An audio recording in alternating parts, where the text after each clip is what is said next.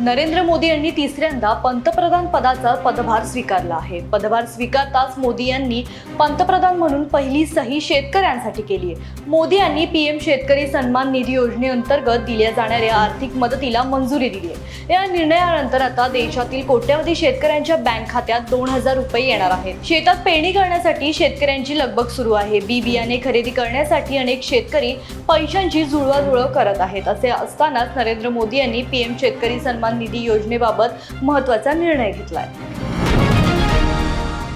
मुंबईकरांसाठी आनंदाची बातमी आहे. बहुचर्चित मुंबई महानगरपालिकेच्या कोस्टल रोड प्रकल्पातील मरीन ड्राईव्ह पासून सुरू होणारा दुसरा भूमिगत बोगदा उत्तर दिशेने जाण्यासाठी आज दुपारपासून वाहतुकीसाठी खुला केला जाणार आहे.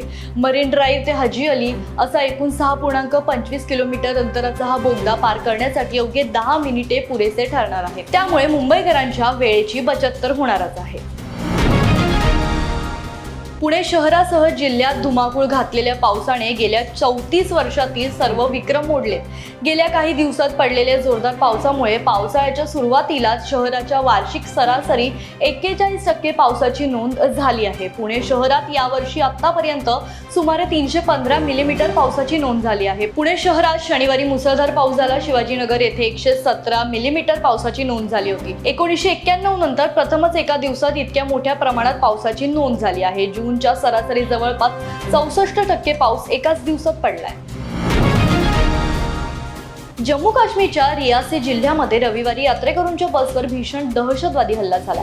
यात 10 निष्पाप यात्रेकरूंचा मृत्यू झालाय. 33 जण जखमी झाले असून शिवखोरी येथे दर्शन घेऊन यात्रेकरू कटारला चालले होते. यावेळी जवळपासच्या जंगलात दबा धरून बसलेल्या दहशतवादी अचानक समोर आले आणि त्यांनी अंधाधुंद गोळीबार सुरू केला. बसच्या ड्रायव्हरला गोळी लागली. त्यामुळे स्टेअरिंगवरील त्यांचं नियंत्रण सुटलं आणि बस खोल दरीत जाऊन कोसळली. रियासी जिल्ह्यात हा हल्ला झाला. या हल्ल्यानंतर भागात सुरक्षा बंदोबस्त वाढवण्यात आला असून दहशतवाद्यांचा शोध सुरू आहे. नरेंद्र मोदींनी रविवारी तिसऱ्यांदा पंतप्रधान पदाची शपथ घेतली. त्यांच्यासह तब्बल 70 खासदारांनी मंत्रिपदाची शपथ घेतली. एकीकडे एकाच वेळी इतक्या खासदारांनी मंत्रिपदाची शपथ घेतल्याचा विक्रम असतानाच दुसरीकडे शेअर मार्केटनेही या विक्रमी शपथविधीला तसाच विक्रमी प्रतिसाद दिलाय. भारतीय शेअर मार्केटनं रविवारी शपथविधीनंतर सोमवारी पहिल्या तासाभरातच विक्रमी टप्पा गाठलाय. सेन्सेक्स आणि निफ्टीनंही मोठी उसळण घेत आतापर्यंतच्या उच्चांकी टप्प्याची नोंद केली.